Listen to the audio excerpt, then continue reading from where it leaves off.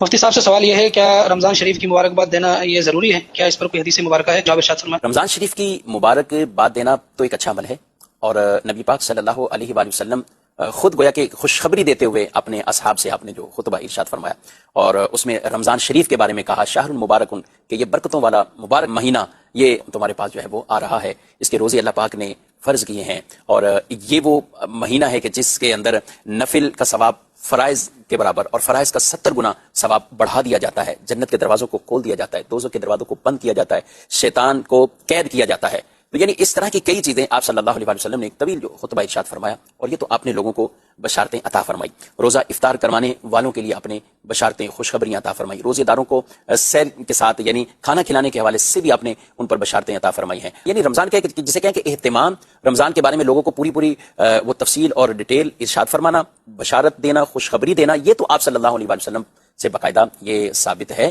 لیکن کچھ ہمارے زمانے میں اب آج سوشل میڈیا کا دور ہے، تو لوگ ان چیزوں کو پھیلاتے ہیں کہ بھئی رمضان کی اگر کوئی خوشخبری دیتا ہے تو حدیث میں اس پر جنت لازم ہو جاتی، اور اس کو بھی حدیث سے وہ تعبیر کرتے ہیں اور حدیث کہہ کر اسے بیان کرتے ہیں۔ تو ایسی کوئی حدیث ہے وہ نظر سے نہیں گزری، اور ہمارے علماء یہی بیان کرتے ہیں کہ ایسی کوئی حدیث نہیں ہے کہ ہم رسول اللہ صلی اللہ علیہ وسلم کی طرف ایسی بات کی نسبت کریں جس کی کوئی حقیقت ہی نہ ہو، کسی کتاب میں بھی اس کو نہ بیان کیا ہو، نہ علماء کا یہ طریقہ انداز رہا ہے۔ تو لہذا ایسی چیزوں کو یوں حدیث کہہ کر پھیلانا یہ تو جائز نہیں ہے، اور رسول اللہ صلی اللہ علیہ وسلم کی خود یہ حدیث پاک ہے کہ جو شخص جان بوجھ کر مجھ پر جھوٹ بولتا ہے، عمدن قصدن میری طرف جھوٹ کی ایسی بات کی نسبت کرتا ہے جو حضور علیہ الصلوۃ والسلام نے نہیں فرمائی ہے، تو وہ پھر اپنا ٹھکانہ جہنم بنا لے، وہ اپنا ٹھکانہ جہنم بنا لے۔ تو ہمیں ہر اعتبار سے ان چیزوں میں غور اور فکر ضرور رکھنا چاہیے کہ کون سی بات ہم آگے حدیث کہہ کر اگر بھیج رہے ہیں تو پھر اس کی ڈیٹیل بھی ہمارے پاس یا ایسے اتھینٹک ذرائع سے وہ چیز ہمارے پاس آئی ہو تاکہ ہم اسے آگے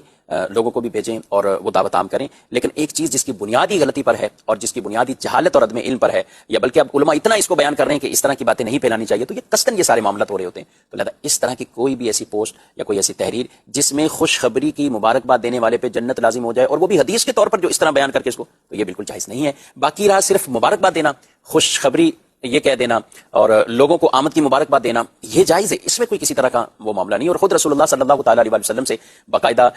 یہ والی مبارکباد دینا تو یہ ثابت ہے۔ لیکن اس کو یوں کر کے بیان کر دینا کہ آپ صلی اللہ علیہ وسلم نے اس پر کوئی فضیلت جنت کی بشارت عطا فرمائی، تو یہ بالکل من گھڑت ہے، اس سے ضرور بچنا